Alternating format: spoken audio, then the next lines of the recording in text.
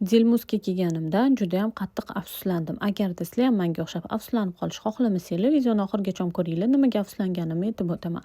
Bahor keldi, kunlar isib ketdi. Nima kiyishni bilmasdan kiyimim yo'q deb Dilmuzga qarab yo'l oldim. Har doim sportivniy kiyinib yurganim uchun bu safar ham sportivniy kiyimlarni qarashni boshladim. Lekin nimagadir bu safar klassik narsa ham kiyib ko'rishni xohladim. Kiyib ko'rdim. Menga yarashmaydi deb o'ylardim, lekin bir ikkita narsalar o'zimga topdim. Bu yoqda hijobli opa-singillarimiz, yoshi katta onalarimiz uchun juda ham katta assortimenti ko'ylaklar, yumshoqqina abayalarni juda ham katta assortimenti bor ekan. Sumkalar juda ham ko'p. Bitta shu do'konga kelib hamma ishlarni bitirib ketar ekansizlar.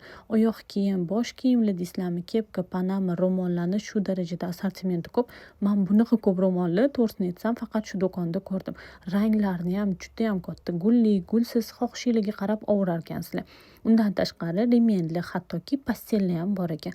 Nimaga afsuslanganimga kelsak, voqliroq kelmaganimga afsuslandim. Sizlar ham yangi kolleksiyadan qolib ketmaslik uchun tezroq kelib kiyinib olinglar, Dilmuzga tashrif buyuringlar.